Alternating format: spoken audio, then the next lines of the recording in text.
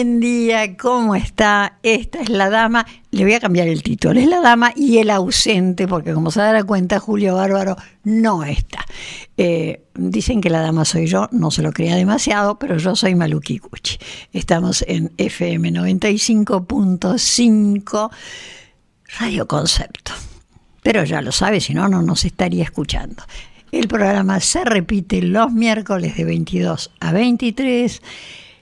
Lo va a tener esta tarde y eso es gracias al arte, la paciencia y la buena voluntad de Daniel Villarroel. Lo va a tener en YouTube. Usted pone simplemente a la hora del té, cuando esté comiéndose un escón rico, una tostada con algo, pone YouTube La Dama y el Bárbaro y le va a salir un programa especial, muy especial. Primero porque yo soy una enamorada de la historia.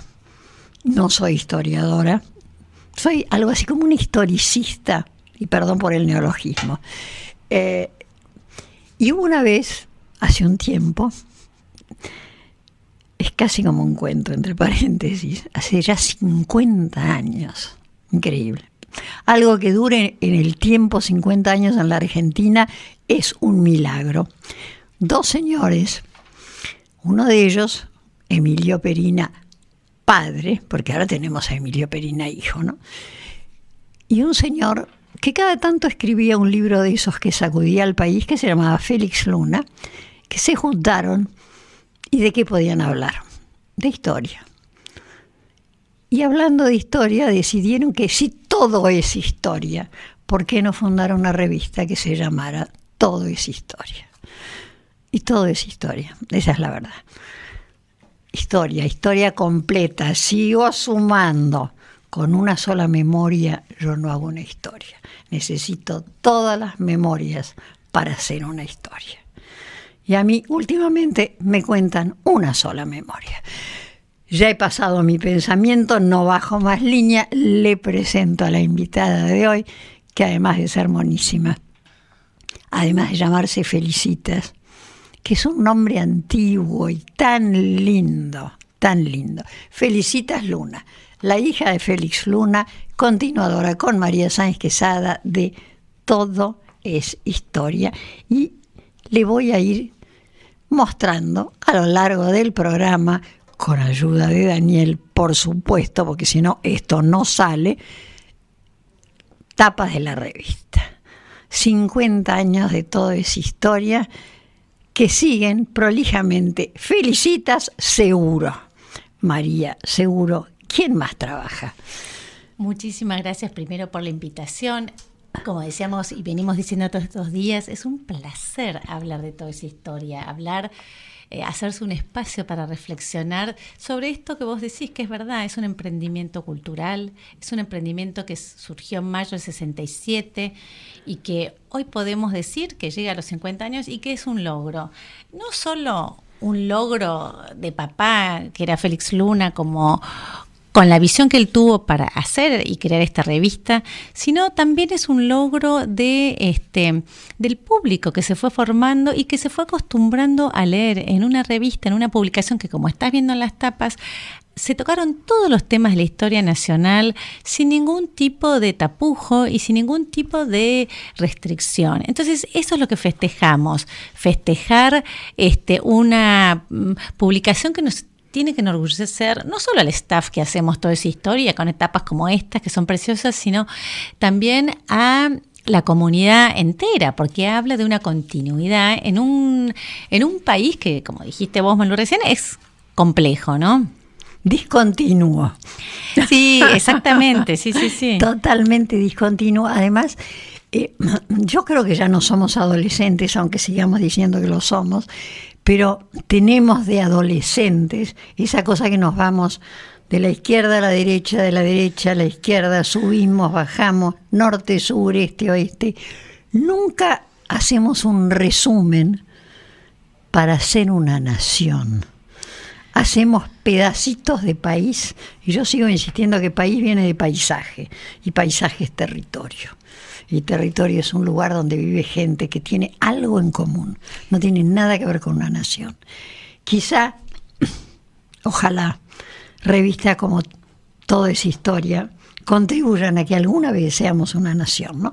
Ya el hecho de tener haber cumplido 50 años es un milagro. ¿Cuántas revistas hay en la Argentina que han cumplido 50 años? No, ninguna. Revistas culturales, ninguna.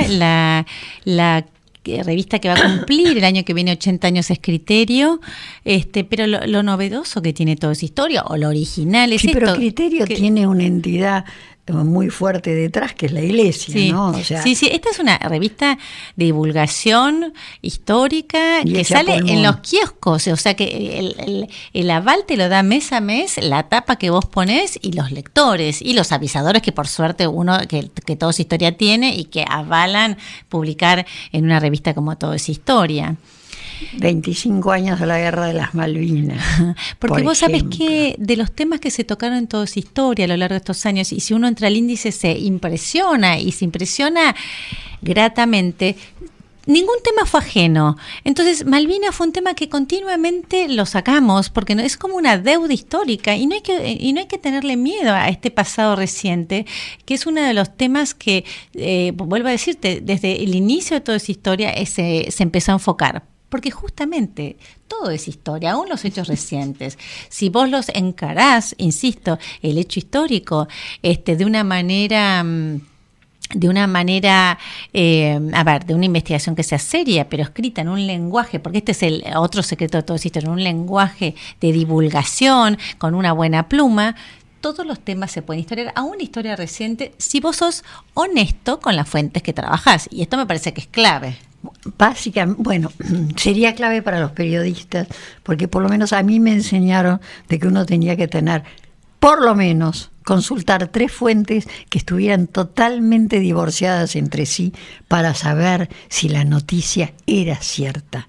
Y no simplemente porque en el café escuché que alguien me dijo que, entonces voy y lo largo. Es así. La seriedad de una investigación, o la seriedad en la vida de uno profesionalmente, es decir, a ver, tengo que refrendar esta información con 2 o 3 fuentes, si se puede, consultar a otros especialistas, y me parece que esa es la clave, insisto, que Todo es Historia, que surgió como un emprendimiento, y vos, Malú, decías que surgió por una idea de papá que tuvo con Emilio Perinano. Emilio se incorpora como editor mucho más tarde, y papá empieza en un contexto, papá era director de la revista Folklore en 1967, trabajaba en el diario Clarín, y justo con el gobierno de Onganía, con la dictadura de Onganía, en realidad estaba prohibida la actividad política. Entonces papá dice, bueno, ¿qué podemos hacer para construir ciudadanía, para construir una conciencia histórica, para ayudar a que el país mejore, para tender puentes, que es un poco lo que vos decías, que a veces no vemos puentes entre los argentinos? Y ahí fue que él reflota una idea que había tenido en Suiza cuando papá fue agregado diplomático con Frondizi, con Arturo Frondizi. Y se aburría muchísimo esas tardes de frío, y como era un buen lector. No te puedo creer que en Suiza se aburría. Como era un gran lector, dice, ¿qué puedo hacer? Y leía revistas de historia, y entre ellas Miroir de l'Histoire, que era una revista francesa. Sí, bueno, fantástica. Y esta idea, dice, qué lindo, dice, será hacer algo así en la Argentina. Pero esto fue en el 60. Años después, como te digo, cuando está en Buenos Aires, ya instalado como periodista, trabajando, ya tenía Los Caudillos, varias publicaciones él escritas de investigación historiográfica, y estaba comenzando esa etapa de madurez intelectual y del oficio del historiador, cuando Honegger, que era los editores de la revista Folklore, y papá trabajaba también en Folklore, porque además papá tiene una capacidad de trabajo que era increíble, le dice, Luna, ¿qué hacemos? Estamos en esta situación y hay racias en las imprentas, y había algunas publicaciones que se publicaban también en los talleres de Honegger que no eran muy santas. Entonces papá le dice, para Onganía nada era santa, además, Aida era pecaminoso. Exactamente. Hablo de la ópera. Bomarzo. Sí. Bueno, Bomarzo todavía admito, corregí las pruebas de Galera, de Bomarzo, pero Aida, que saliera del Colón y le preguntaran qué le había parecido, y dijo, si hubiera sabido que era tan escandaloso e inmoral, no hubiera traído ni a mi esposa ni a mi hija. Claro. Bueno, perdón, ¿Qué habrán hecho Radames y Aida dentro de esa pirámide? Vaya Dios a saber. Bueno.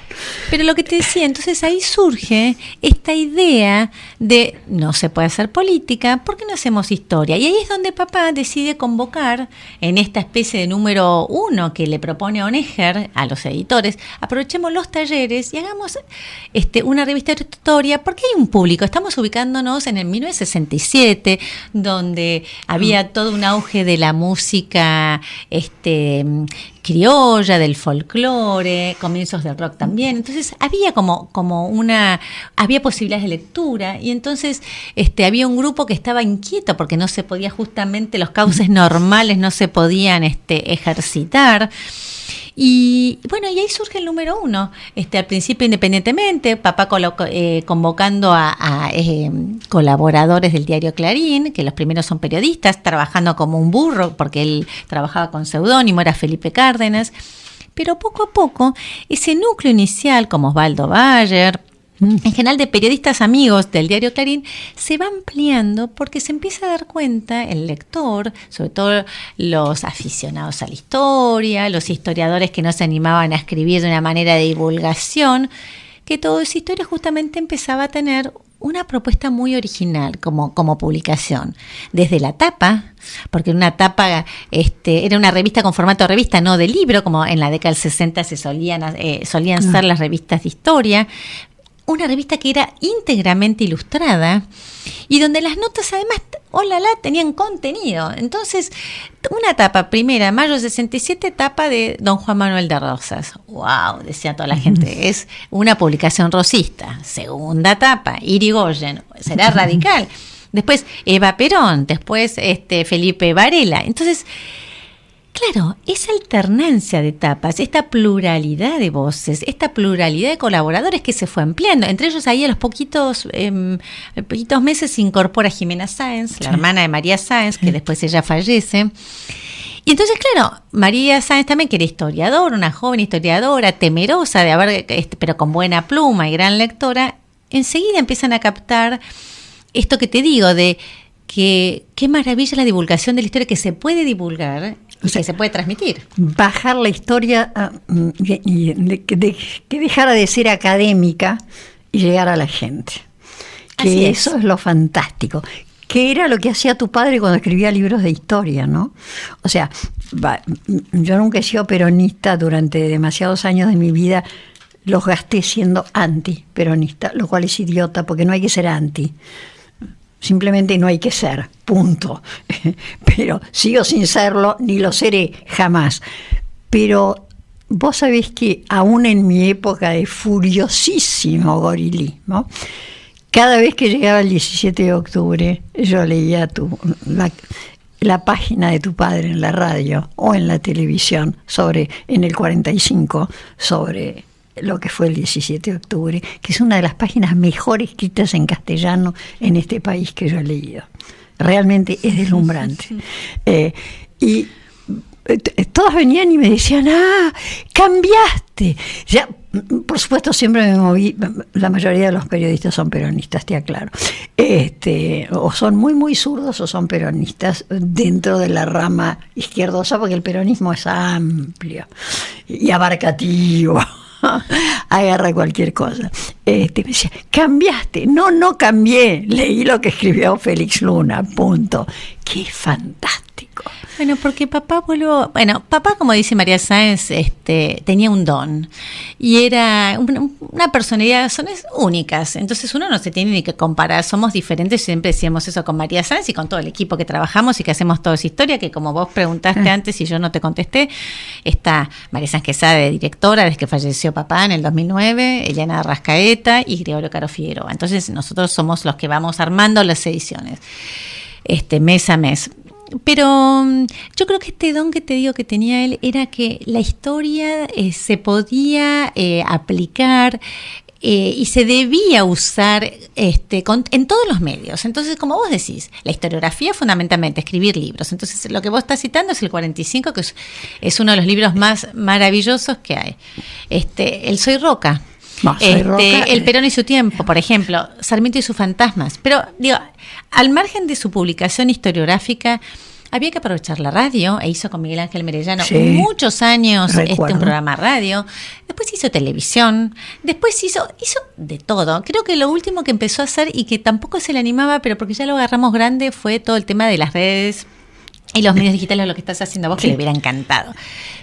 Pero hasta se animó a cantar cuando era secretario de Cultura, que aceptó al final, y como un gesto hacia Alfonsín, ser secretario de Cultura decía, bueno, hasta se animó a payar. Nosotros fue el día que nunca lo vimos nervioso a mi padre, porque tenía un carácter y una personalidad, era muy tranquilo, era bien de Libra. Ese día, todos los lunes, estábamos las 3 hijas, las hermanas de papá, que son 6, novios, y éramos sobrinos y todos maridos. Y yo decía, a este hombre, ¿qué está haciendo? ¿Qué va a hacer? Porque él no dijo nada. El encuentro de payadores en el 2000... En el 97 fue así, estaban todos los payadores, era el homenaje a Gabino Ezeiza en el Teatro Presidente Alvear, la secretaria de Cultura, y aparece en el escenario, lo veíamos raro, inquieto en casa, y él aparece en el escenario, saluda, agacha así como la cabeza, saluda, viene hace una seña, se acerca un ayudante con una guitarra, y se pone a cantar el discurso de bienvenida a los payadores con la guitarra, que él, le encanta porque él, además de, lo que decíamos, se animó a la poesía y compuso con él Ramírez la misa criolla, la Navidad Nuestra en realidad, no la misa criolla, pero la Navidad Nuestra, que es los villancicos, todo eso. Y mujeres. Mujeres argentinas, cantatas. Pero lo que te quiero decir es que estos dones... esta posibilidad de usar la historia para todos y de comprender el pasado, porque a esto quería venir Malú a explicarte, es porque él decía que la historia nos tiene que servir, insisto, como maestra de vida. Y él fue torturado en la época de Perón y dijo, tengo que salir de ahí, de quedarme en la queja, y tengo que entender al peronismo. Por eso su mayor obra, como dice él, Perón me dio de comer a mí y a toda mi familia, y es verdad.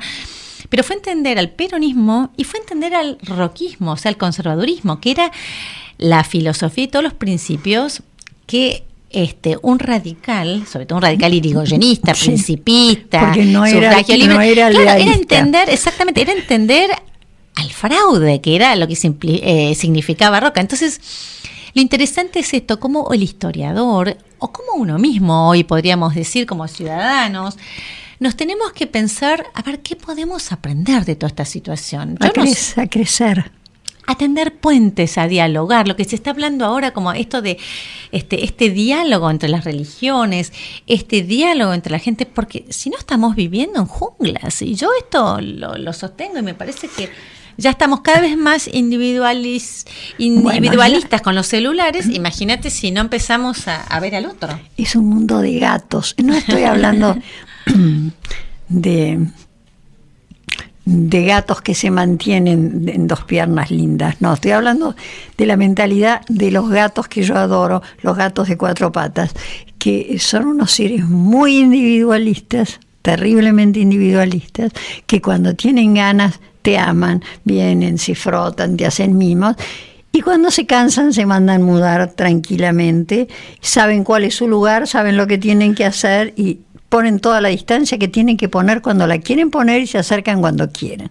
Por eso me gustan más los gatos que los perros. Los perros son esclavitos, los gatos son casi pares, son seres independientes. Hay una...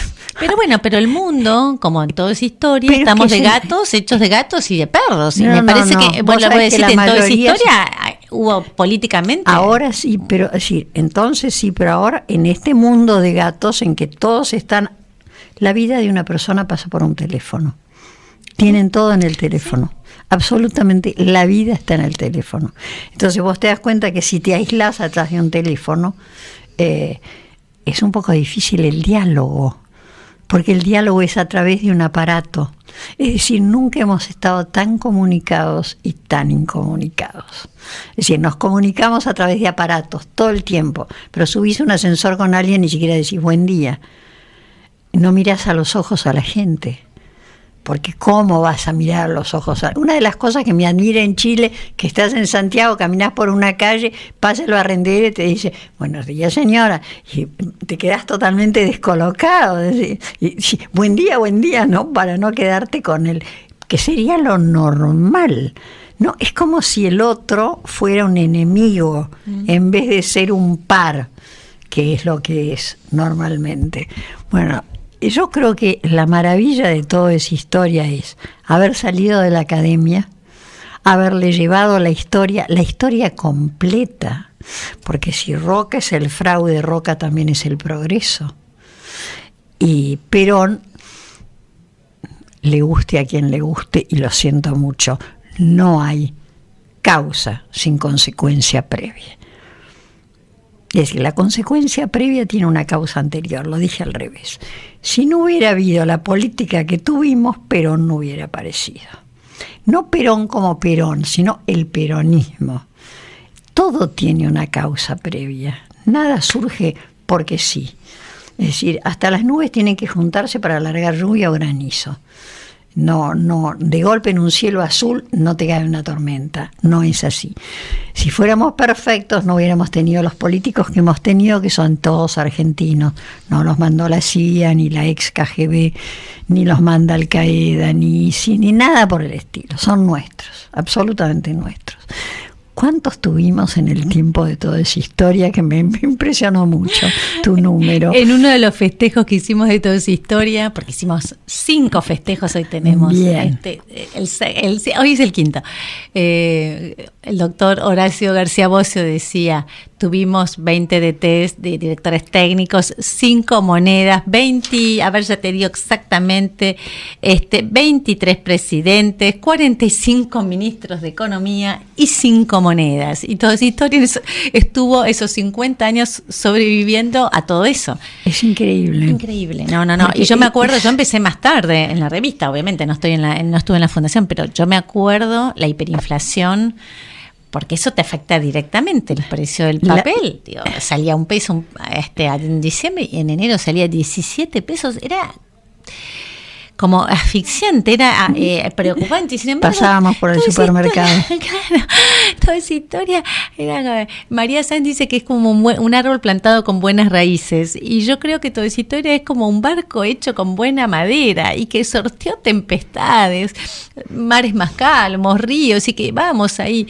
Y me parece que también, insisto, es de estos. Yo ya no sé si diría milagros culturales o si es de esta necesidad que tenemos los argentinos justamente ante tanta borrasca, a veces ante tanto pesimismo, de pensar que hay otras opciones, que son menos visibles, porque por ahí esto es menos visible que la revista Hola. Que me encantaría tener esa presencia y ese apoyo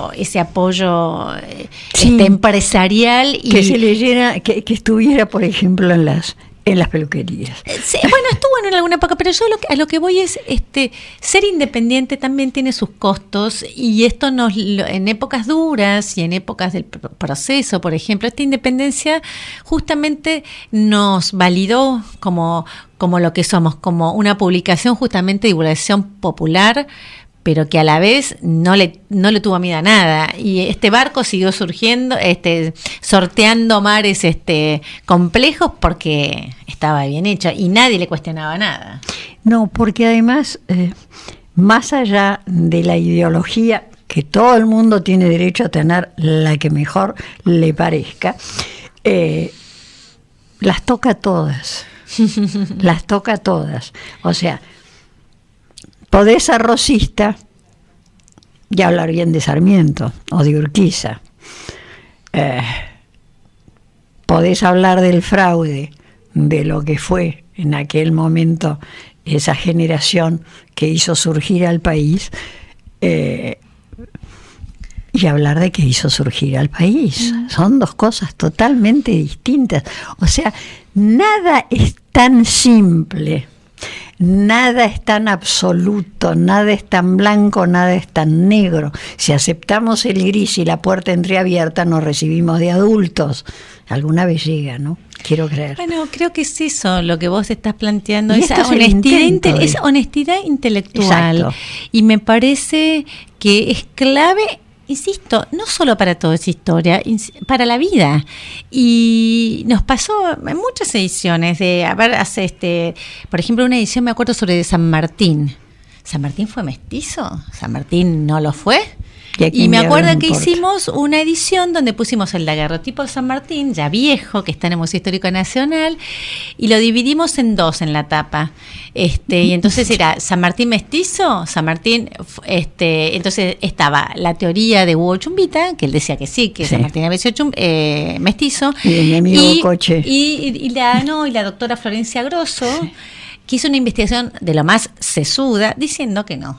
Entonces, pero que juzgue el lector. Pero las dos investigaciones eran de la misma calidad, la misma, esto que te digo, la misma honestidad al encarar el análisis de los documentos. Y además buena prosa, que es la segunda condición que tiene que tener los artículos, ¿no? Y deja que el lector decida, porque ¿quién soy yo para decidir por vos? Así es. Salvo que estés bajo curatela y seas una incapaz o un niño, tenés todo el derecho del mundo a decidir. Y además, si fue mestizo, yo me explico ciertas cosas.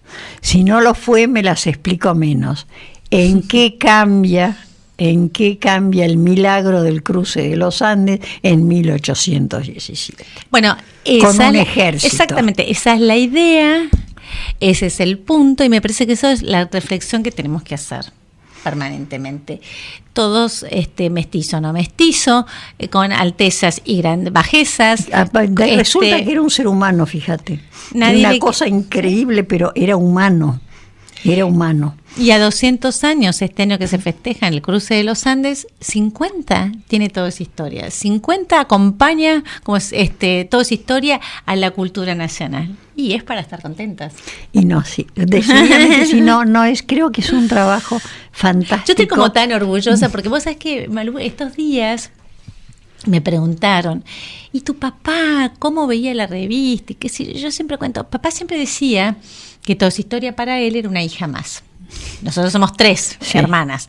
Y entonces yo siempre cuento, claro, para mí la revista era una hermana más, que por momentos la odias, y lo digo yo que soy historiadora, por momentos decís, qué linda, estás toda orgullosa de tu hermana, y por momentos también sentís que hay que dejarla que siga sus caminos. Entonces, realmente yo creo que toda esa historia para lo que era Félix Luna era una hija más, porque no veía de la misma manera su producción musical.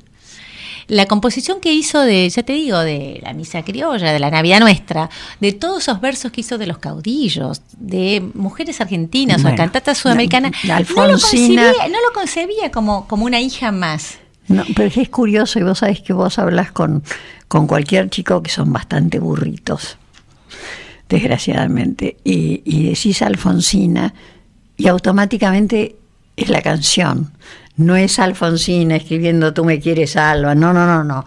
Es la canción. Gringa Chaqueña, por ejemplo, así. Todas las. Rosarito Vera siempre me conmovió. Mis hijos iban a la modelo. Tenemos que ir a un corte chiquito, pero volvemos con toda esa historia.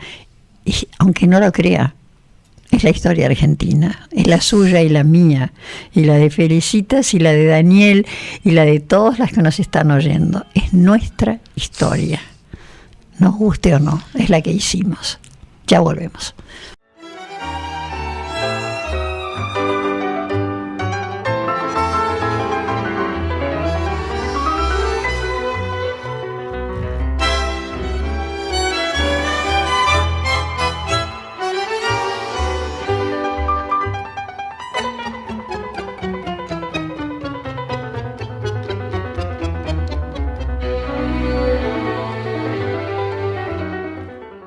Ya estamos de vuelta. Discúlpeme la voz, es la mejor que tengo por el momento. Si usted tiene otra, compro.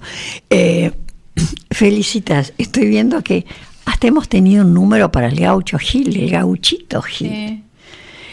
Una investigación maravillosa de Andrés Salas, que falleció, arquitecto y aficionado a la historia correntino, que tocó en toda esa historia un montón de notas sobre personajes de Corrientes y sobre estos tipos populares, porque, como te decía antes, Malú, todos los temas se podían, y se tocan en toda esa historia. Entonces el Gauchito Giles no es parte de nuestra historia, ¿no? Pero como Sarmiento, como Victorio Campo, como las monjitas del Colegio del Huerto y como las huellas de la Revolución Rusa en la Argentina. Pero, ¿qué es esta especie? No sé si otros pueblos la tienen, de devoción popular por determinados personajes, santificándolos fuera de todo aquello que pueda hacer la iglesia para santificar a alguien, que nos pasa desde Gilda a, ¿cómo se llamaba la sanjuanina? Difunta Correa. La difunta Correa, amamantando a su hijo después de muerta. Bueno, porque son muertes violentas, son personajes que se identifican con la gente. Y bueno, son los misterios de por qué se identifica todo un colectivo con determinados personajes. ¿Por qué hay una canción que gusta más que otra? ¿Por qué tarareamos una canción y no otra? ¿Por qué siempre, volviendo al tema de papá, porque papá decía, ¿por qué Alfonsina y el mar prendió más que Rosarito Vera? ¿Por qué gusta más Indio Toba o los villancicos de los Reyes Magos más que Acércate al Perú en Cantata Sudamericana? Que la poesía es bellísima en ambos. Los misterios, que eso también es maravilloso, sí. Porque ahí es donde yo creo algunos que son explicables, porque la gente no sabe quién fue Rosarito Vera, y sí sabe quién fue Alfonsina, y la muerte violenta de Alfonsina, o sea, un suicidio siempre es un... Sí, la situación de la mujer... la lucha sola, el hijo tan pecaminoso en esa época espantosa, sí. Qué horror, se embarazó y no estaba casada, qué espanto. Lo digo en chiste, pero era en serio, ¿no? En una tragedia griega, sí, directamente. Sí. Quizá eso ayude en el tema de Alfonsina y de Rosarito Vera, que tenía una vida dedicada a la educación, ¿no? A los pizarrones y las tizas. Eso puedo entenderlo. Ahora las otras no sé por qué algo pega y algo no pega. Quizá algo porque se escucha mucho se hace más popular. Es una explicación. Ahora, ¿por qué algo se escucha mucho y no otro algo? No sé si necesariamente hay cosas que se escuchan mucho. Yo creo que hay un montón de cosas que no podés explicar. Y me parece que, vuelvo a decirte, es como, ¿qué hace que la gente se identifique con? Es el misterio. Yo creo que hay algo mágico. Y sí. por eso, no sé qué, también creo que es mágico que toda esa historia esté mes a mes en eso los kioscos. Eso es como totalmente mágico. Insisto, siempre contaba Patricia Sosa que cuando ella cantaba Indio Toba, sí. O mismo Tonolé que canta Indio Toba, o Jairo que cantó también Indio Toba, la gente se queda, sin aliento, porque son canciones que hacen referencia, siempre se apela a algo de la comunidad, con palabras en guaraní o referencia, la música, la voz, y bueno, eso son la maravilla de los artistas y del arte, y yo creo que eso es no dejar de sorprendernos. Y ahí también hay algo de apelación al pasado, sí. A un pasado que hemos tratado de tapar, porque nosotros somos blancos, no tenemos nada que ver con esta gente, y de golpe y porrazo aparece el INADI y los pueblos originarios, por los que hay que tener un gran respeto, entre paréntesis, porque le sacamos la tierra. Pero por eso te digo, a los originarios, en serio, no a los invasores, como los mapuches. No los quiero, los mapuches, por si no te has dado cuenta. Pero a los tobas sí, a los tobas los quiero mucho. Viví mucho tiempo en Paraguay, y son un pueblo fantástico. Son un pueblo fantástico. Historia, cuando me acuerdo de los primeros años, hubo muchas notas sobre los indios, las comunidades aborígenes, los negros, y no había temor de decirles, porque la verdad, y eso fue también, los negros, las comunidades de inmigrantes, y al contrario, como estaban tan bien tocados los temas, fue un tema de decir, de cambio, digamos, de nomencladores, pero el respeto con que se trataron a los caudillos en la década del 60, cuando hablar de bustos de Felipe Varela, de Facundo Quiroga, era un espanto porque se consideraba que no había que analizarlo si las escuelas y si se lo analizaba con mucho desprecio y subestimándolo. Cuando se planteó, y papá planteó, por ejemplo, en Los Caudillos, que fue uno de sus primeros libros de investigación, un poquito antes de que saliera toda esa historia, es tratar a los caudillos con la entidad que tiene cada caudillo local o cada jefe, comandando en su región, en su ámbito geográfico, con su gente, ese vínculo que tenía con la pueblada. Entonces me parece que no tenemos que subestimar. Esto que te digo, hay que hacer ese ejercicio todo el tiempo, que es difícil, sí, pero que yo creo que hay que hacerlo. Difícil, felicitas, crecer es difícil. Y nosotros tuvimos caudillos buenos y caudillos malos. Tenemos los caudillos buenos, que son los paquetes, los primeros. Artigas es un caudillo bueno, Ramírez es un caudillo bueno, hasta López te llego a decir que es un caudillo bueno. Buenos Aires no tiene caudillos, estaba lleno de caudillos, pero no, Buenos Aires no. Buenos Aires es otra cosa, es el puerto, es Europa. Somos eurocéntricos además, ¿no? Por si no te diste cuenta. Entonces todo lo que viene de Europa está bien. Hay que ser rubio de ojos celestes. Una cosa así como bueno, ridícula. Pero nosotros no somos todos eso, y me parece que si pensamos desde pero esa es la maravilla de toda esa historia, que te explique la amalgama que somos, ese maravilloso entretejido de culturas, de civilizaciones, de razas, de religiones, que han hecho este gran disparate maravilloso que es la Argentina. Somos un disparate, porque somos un disparate, pero un disparate maravilloso, como Doña Disparate de María Elena Walsh, una cosa así. A lo mejor algún día crecemos, disparatados vamos a seguir siendo, maravillosos también, y a lo mejor adultos. ¿Quién te dice? Yo creo, soy una positiva y yo una optimista. Yo creo que, insisto, hay mucha gente que piensa que somos más maduros de lo que se piensa, que apuesta a la integración, al interdiálogo, que se apuesta desde a otra mirada, y no tengo miedo. Yo creo que sí, somos menos, y ahora por ahí somos menos, o si ven menos. Pero como dijo Julio María Sanguinetti en el acto de la Academia, en el primer festejo de toda esa historia que tuvimos, que fue de una emoción absoluta, porque estaban hablando los académicos, y toda esa historia nos surge en la Academia. Fuera de la Academia, toda esa historia se reinserta y fue tema de debate, de cómo una revista de historia posicionó también en un punto también hasta la Academia, porque es la revista que es referente ahora de investigadores que publican en toda esa historia, del CONICET y de otros lugares del mundo. Julio María Sanguinetti dijo que vino a saludar los 50 años de toda esa historia, entonces ante todo el público y la audiencia dijo: yo vengo del Uruguay. La mujer de él es historiadora, ¿no? Sí, Marta. Por Dios. Dice: yo vengo del Uruguay y a agradecer que haya una revista como Toda esa historia, y hasta sentí como envidia, dice, porque Uruguay, que tiene esa trayectoria democrática, esa población que tiene una conciencia cívica, democrática, solidaria, que por ahí no tiene la Argentina, esa continuidad. No, y él te lo explica porque, y entonces, además, claro, él estuvo en el encuentro de presidentes. Dice: no tiene una revista como Toda esa historia. Entonces vengo a felicitarlos, porque entre tanto conflicto que ustedes han tenido, por eso te digo, soy optimista, esto es una línea de subterránea, es una línea menos conocida, es una línea, qué sé yo, inconsciente, pero que hay de interpretar la historia y posibilidad de continuidad. Bueno, yo estoy seguro, no voy a estar para los 100 años. No, yo tampoco. Sí va a cumplir, va a cumplir toda esa historia. Estaremos en otras.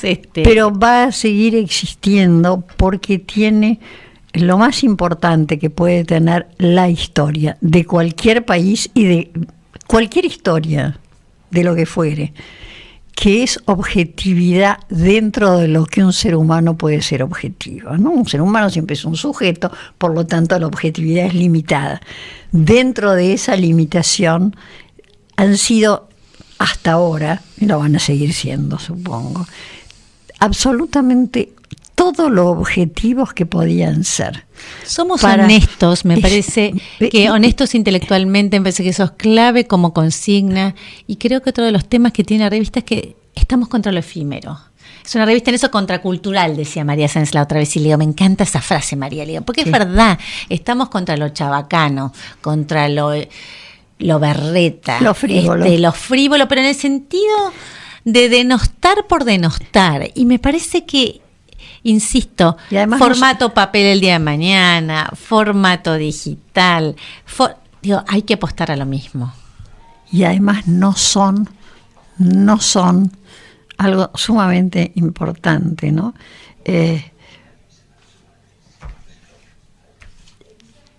¿Cómo explicarlo? Primero no venden ilusiones, venden realidades, y es importante. Y venden realidades sin escándalo, no venden escándalo, porque el título del diario, si es escandaloso, vende muchísimo más. Por eso existe la prensa amarilla, que se vende mucho más que la otra, ¿no? Obviamente. Si yo pongo fulano mató a fulano y estoy hablando de un político sobre otro político, por supuesto que el diario desaparece del kiosco antes de que terminen de apilarlo. Nunca, porque no veo un solo título que sea escandaloso, y sin embargo no veo un solo título que no sea atractivo. Bueno, porque esa es la consigna, Malú, vos diste en la clave. Podés titular de alguna manera que sea gancho, que sea atractiva, pero debe ser gancho, tiene que ser, exactamente, porque insisto, la fidelidad te la da. Mito y verdad de los nazis en Argentina es un título a gancho, pero no es escandaloso. Exacto. No me está diciendo la Argentina le abrió los brazos a los nazis. No estamos juzgando, ese título Medio Odessa está en Argentina, 4.500 pasaportes en blanco. Es decir, estoy recordando títulos. Esto no, y a mí me da ganas de leer esto, evidentemente, ¿no? Bueno, que no lo crean, ese timbre es un profesor de historia. Pero bueno, vos me preguntabas hace un rato, ¿cuántos colaboradores pasaron por toda esa historia? 2.700 nombres, 2.700 plumas. El fondo editorial es más de 5.000 notas. Bueno, te das cuenta que son más que los DT, los presidentes, los economistas y las monedas. 600 ediciones, o sea, y con esta consigna. Sale todos los meses en los kioscos de todo el país. Mensualmente, o sea que tenemos 12, todo es historia, en los kioscos, a un precio absolutamente accesible, 75 pesos. Yo no quería decir eso. Se va a morir por pagar. No sé cuánto sale un paquete de cigarrillos, no fumo, pero aunque no lo parezca, no fumo. Pero realmente, ¿cuándo me la van a hacer digital? Bueno, vos decías, ¿cómo seguimos los 50 años? Yo calculo que yo ya no voy a estar. Y yo creo que ya vamos a trabajar para el año que viene a hacerla digital. Hasta por un tema, no solo de aprovechar los contenidos, sino porque hay un montón de lectores fuera de la Argentina. Y nosotros mismos, que ya leemos todo, o sea, lees todo de en otra la manera, digamos, y procesamos la información de otra manera. Sí, esto vamos a trabajar para el año que viene. Yo creo que ya la revista va a salir. Para entrar va a ser una unidad. Para entrar en todas las redes. Contenidos digitales. Eso sería absolutamente fantástico para alguien que esto tendría que agarrar una lupa para poderlo leer. Sí, claro. Pero no sé, la idea que tuvo tu padre fue una genialidad. La llevaron por buen camino. Llega a buen puerto. Y 50 años realmente de una revista sobre historia, no una revista de humor, no una revista tipo Playboy, ni nada que se le parezca, simplemente una revista. Nos dan el premio en el marco de festejos que te contaba antes, sí. Malú, nos dieron en la legislatura el premio por la trayectoria. Bueno, estuvimos en la academia, como te decía, en la Feria del Libro, en el CCK. Hoy, esta semana nos dan el premio en el Senado, Gabriela Michetti nos da un premio con aval de todos los senadores. porque realmente una de las cosas que tiene Toda esa historia es esto, que Toda esa historia, como llegó todo el país, y los colaboradores, la mitad de la pluma son del interior, estos vocaciones a veces profesionales y otras no, pero porque además son federalistas. Absolutamente. Son contraculturales. Sí, evidentemente. Así que la verdad que, y te decía que en noviembre en el CONEX por los 50 años de Toda esa historia. Así que están invitados bien los que por quieran. Obsejevich, Sí. Bien por Obsejevich. Vamos a felicitarlo a don Luis. Realmente vale la pena. O sea, creo que todos los festejos que se le hagan a Toda esa historia son pocos, aunque sean muchos. Porque realmente la idea de bajar la historia, sacarla de la academia y llevarla a la gente de una forma atractiva, digna y plural, es un logro. Malú, ¿puedo decir que estoy orgullosa de mi hermana? Mi hermana menor, entonces, como decía papá.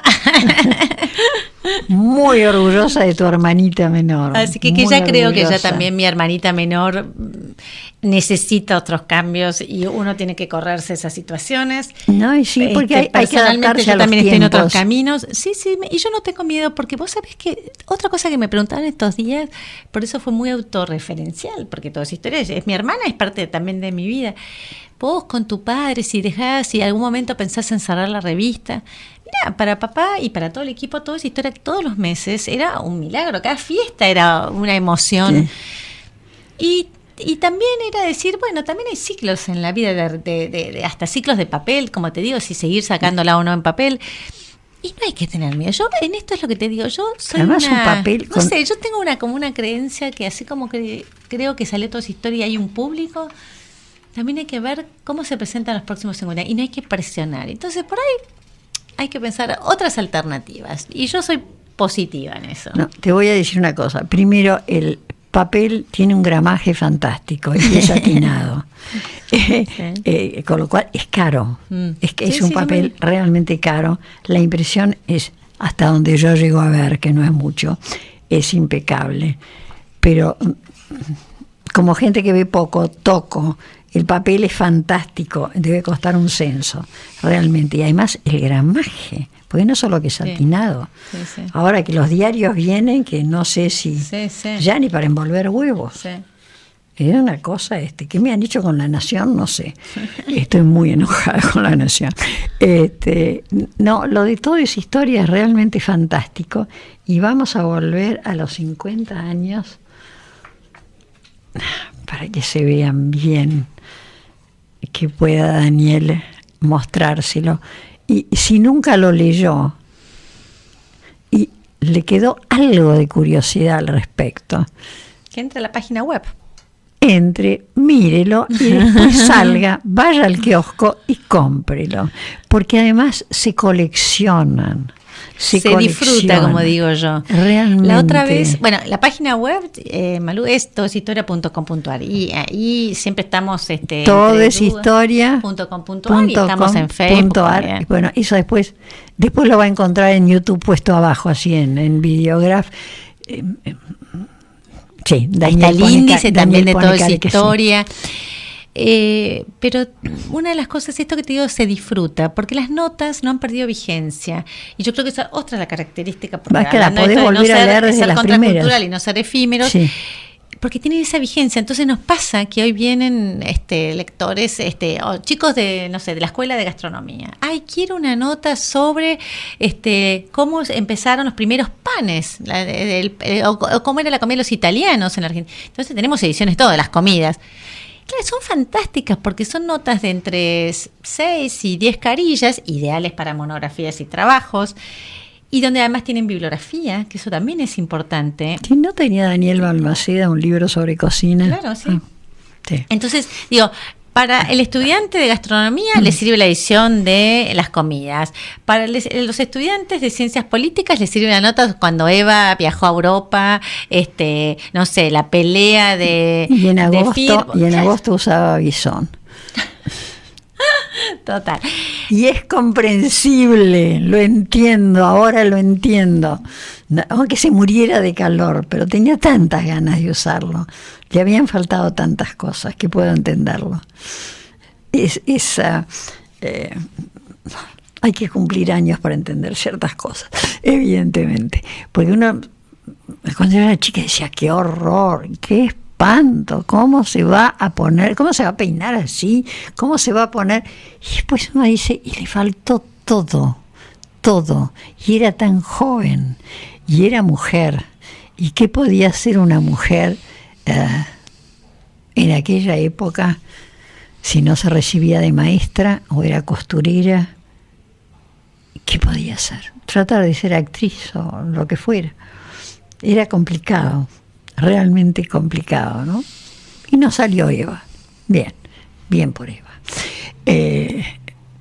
No es que la quiera, ¿eh? Una cosa es explicarla y otra justificarla. De todos modos, creo que ustedes han hecho un trabajo fantástico. Espero que lo sigan haciendo. Yo soy una enamorada de la historia. Sigo pensando que si no la conocemos, jamás vamos a saber dónde estamos parados y por qué estamos parados donde estamos parados.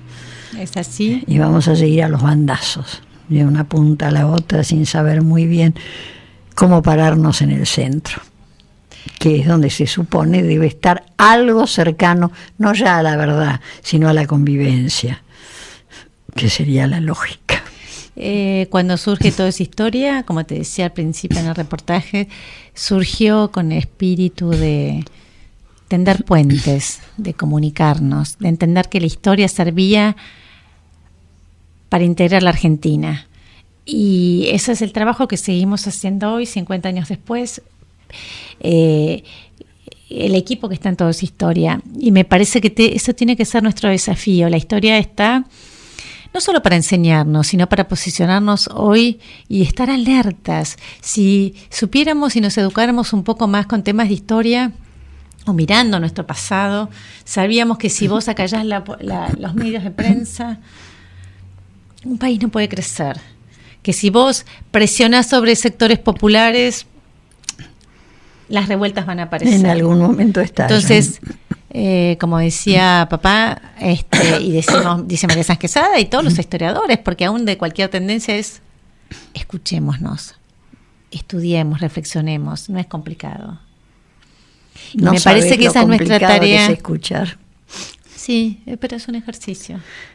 Obviamente, pero como la gente está convencida de que yo tengo la razón, por lo tanto, si yo tengo la razón y vos pensás distinto, vos no tenés la razón. En vez de pensar si sumamos las dos razones vamos a tener una razón mejor, que sería lo lógico. Pero no somos lógicos. A lo mejor aprendemos a hacerlo, espero. Quiero creer que no me voy a morir sin ver una Argentina más racional, ¿no? Es una esperanza. Bueno, toda esa historia es una esperanza, y vos sabés que cuando armamos la edición esta especial de los 50 años, cada aniversario, se piensan consignas distintas, y esta fue, ¿qué le dio acá toda esa historia a distintos perfiles de colaboradores, de públicos, de lectores? Y nos sorprendíamos porque pedimos testimonios a muchísima gente, todos fascinados para contestar, pero insisto, si te fijas desde el perfil más amplio, desde Álvaro a vos, que desde periodistas, hasta un canillita, hasta pedir opinión a suscriptores que tienen la revista desde el número 1, hasta el staff de colaboradores.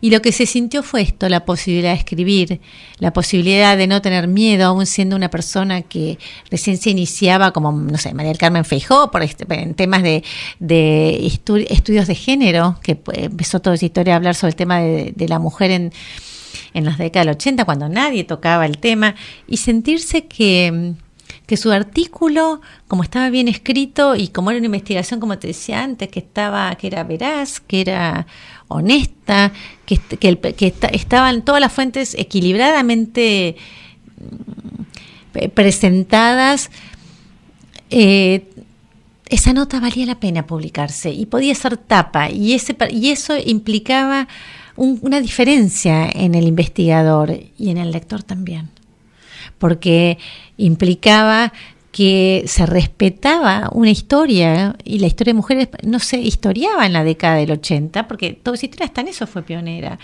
En Europa, la revista Los Anales se veían y se hablaban de historias de las mujeres, de la historia de, no sé, del Mediterráneo y de su gente, pero no se costaba esa integración, y me parece que creo que el punto clave es esto que te estoy diciendo, es ver cómo todos estos temas nos conforman como un rompecabezas. Y sí. Y ese es creo que una de las cosas que nos enorgullece como equipo de Toda Esa Historia. A nada le tuvimos miedo, ni a la historia reciente, porque hay cientos de notas de Malvinas, de política, a nazis, a negros, a mujeres, a mafiosos, como era el petiso orejudo, a historias de provincias, a historia del campo, de la minería. Pero ¿qué aporta eso? ¿Qué nos deja? ¿Qué hacemos para construir un país mejor? Y es, creo que el humilde legado que puede hacer Toda Esa Historia a nuestra comunidad, o que podemos dejar nosotros a nuestros hijos. Sí, no sé, a mí me da la sensación de esos tapices medievales enormes que tapaban paredes para que no entrara tanto frío, donde por ejemplo Nozick dice que si le falta un puntito, un solo punto cruz, aunque sea abajo en el margen derecho que nadie ve, no está completo, no está perfecto, que ese puntito soy yo y yo puedo hacer la diferencia. Y eso es la sensación que me da a mí Toda Esa Historia, que está completando el tapiz y que si falta, no está completo. Es decir, es una forma de entramar, ¿no? Yo creo en las tramas. Sí. Es obvio, de toda obviedad nos están echando, pero sigo creyendo en las tramas. Felicitas, Luna, muchísimas gracias por haber venido. Gracias por Toda Esa Historia, gracias por los 50 años que no deben de haber sido fáciles, debe haber habido épocas absolutamente casi imposibles, y sin embargo siguieron saliendo mes a mes. Y usted vaya y entérese, si nunca vio Toda Esa Historia, vale la pena. Es uno de los pocos milagros argentinos que podemos estar exhibiendo el día de hoy. Gracias por haber estado ahí. Ella sabe, el programa se repite el miércoles de 22 a 23, alrededor de las 5 de la tarde. Hoy ya lo tiene subido a YouTube, pone La Dama y el Bárbaro. Insisto, ya va a tener que poner La Dama y el Ausente, pero de todos modos, pone La Dama y el Bárbaro y lo va a encontrar a Felicitas Luna, hija de Félix Luna, representando los 50 años de Toda Esa Historia. Si quiere comunicarse con nosotros, conceptojulio@gmail.com, conceptomalu@gmail.com. Tenga un muy buen fin de tarde de sábado, un mejor domingo, y nos encontramos la semana que viene. Chao.